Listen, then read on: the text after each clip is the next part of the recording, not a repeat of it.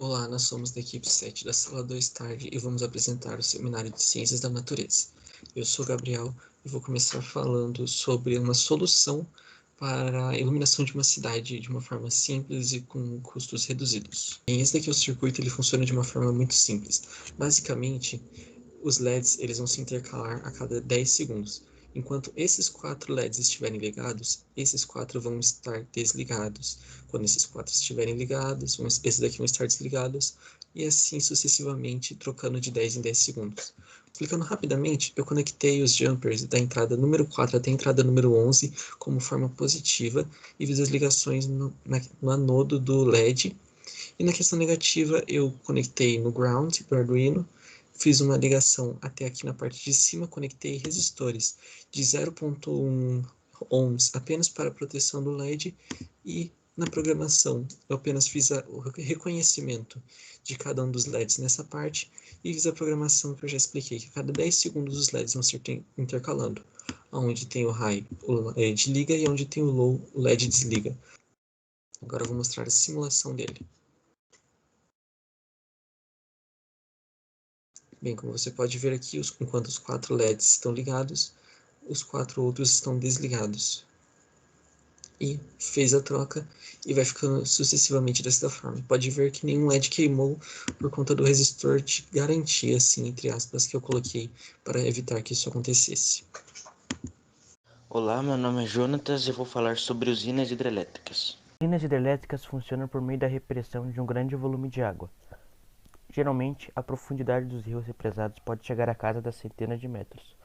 Tamanha medida faz com que a água adquira uma grande energia potencial gravitacional. Ao obedecer as comportas dessas usinas, a água adquire energia cinética rapidamente, e a sua passagem através das turbinas geradoras produz energia elétrica. A conservação da energia mecânica é um princípio da física que garante que, na ausência de forças dissipativas, como o atrito, a quantidade total de energia de um sistema nunca se altera. De acordo com a conservação da energia mecânica, a soma da energia cinética com as energias potenciais deve ter módulo constante. A conclusão é que a energia hidrelétrica é aquela obtida pela força das águas.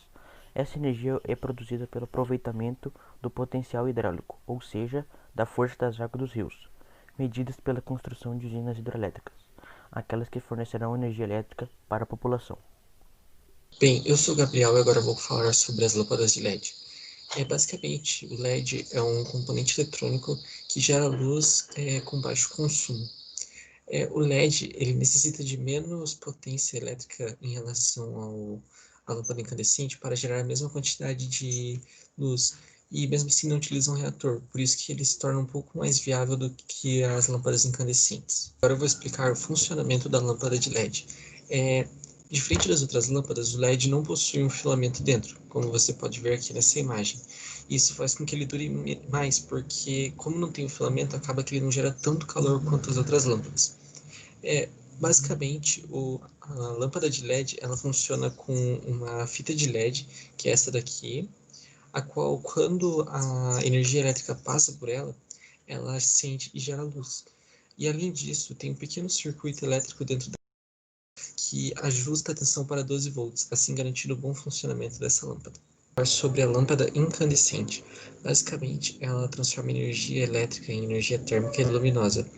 Ela tem um pequeno fio de tungstênio, como você pode ver aqui, que quando percorrido, ele aquece e se torna incandescente, assim emitindo a luminosidade. Algumas vantagens dessa lâmpada é que, além do baixo preço, ela também tem uma luz muito agradável ao olho humano. Ela também tem alguns pontos negativos, como seu curto tempo de vida útil, que gira em torno de 40 dias, e sua baixa eficiência energética, porque grande parte da energia que é levada a essa lâmpada, ela se dissipa em forma de calor pelo efeito Joule. Basicamente, 95% da energia que ela recebe transforma-se em calor e é dissipada, enquanto só 5% ela vira luminosa. Eu vou falar por que o LED é mais econômico do que incandescente. Basicamente, o LED ele consegue produzir a mesma quantidade de lumen do que uma lâmpada incandescente com menos energia. Também a geração dele é quase nula, o que se torna muito bom quando você está se tratando, por exemplo, de um lugar perto de crianças que pode queimar a mão, por exemplo. E um grande fator é que essa lâmpada ela utiliza menos watts.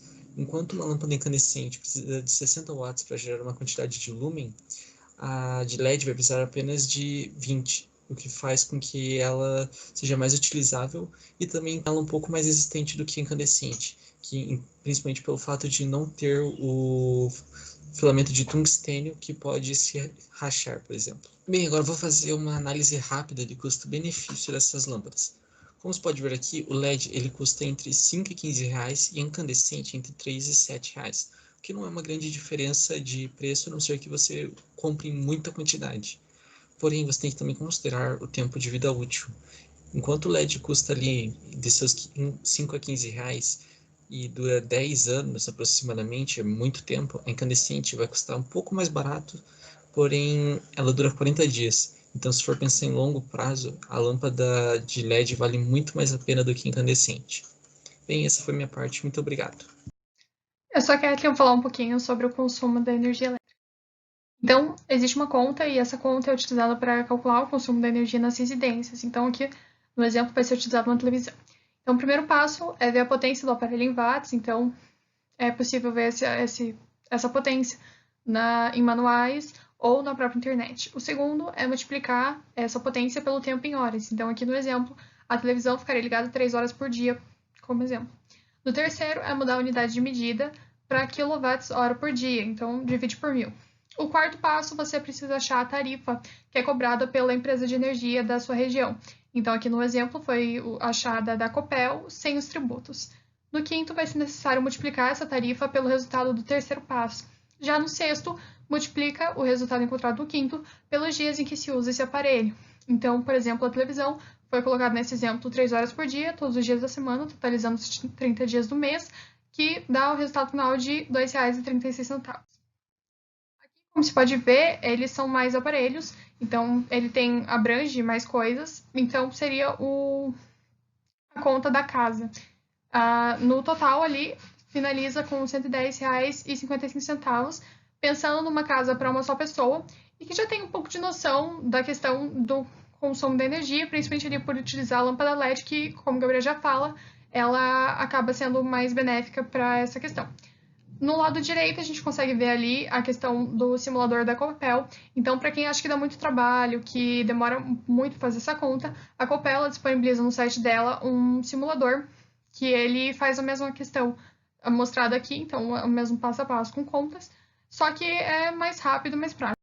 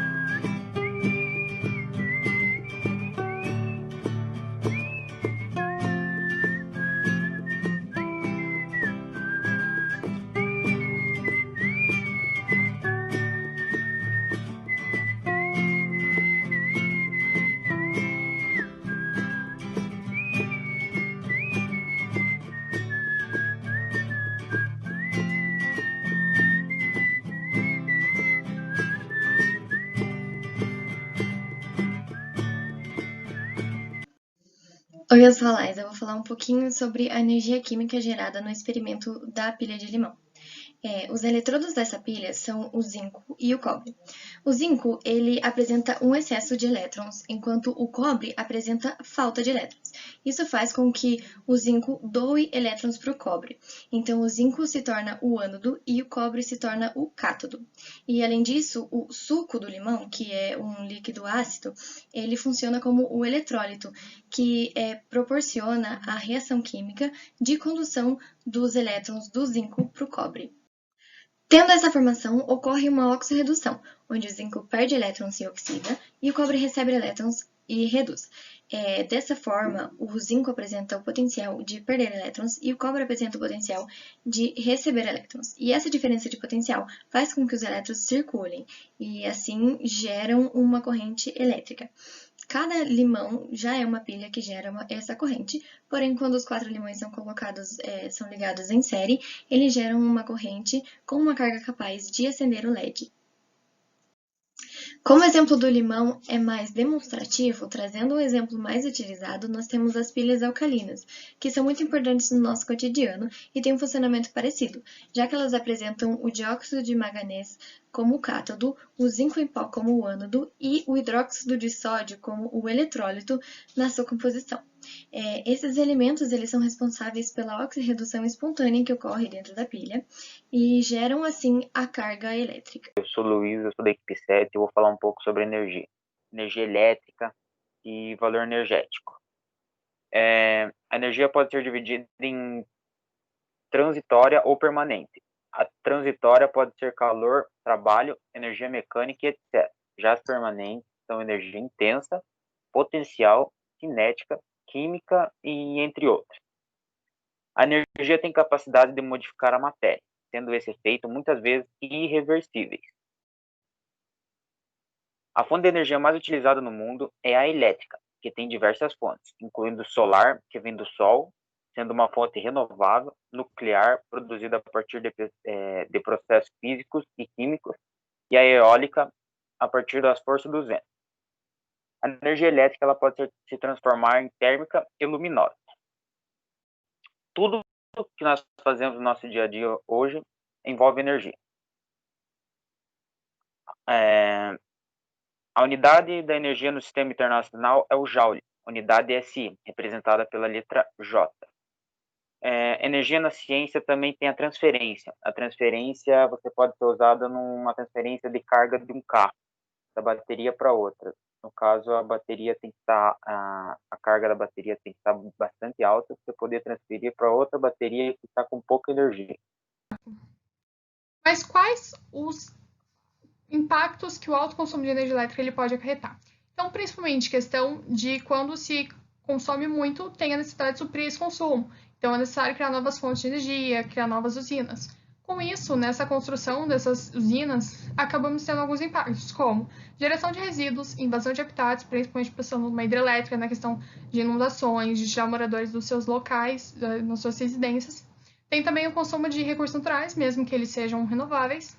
Além disso, das construções, tem também o impacto do próprio funcionamento da usina. Então, quanto mais usinas, mais elas vão estar gerando poluentes, mais elas vão estar então, tirando pessoas dos seus lugares, entre outras coisas. Também temos o risco à saúde, então pensando numa questão da poluição atmosférica causada pelos combustíveis fósseis, que acaba acarretando em doenças respiratórias. Problemas acarretados pelas usinas, principalmente combustíveis fósseis, como tinha falado, doenças respiratórias e também com a poluição atmosférica ou aquecimento global. Energia nuclear, a questão de acidentes nucleares, o mais famoso com certeza Chernobyl.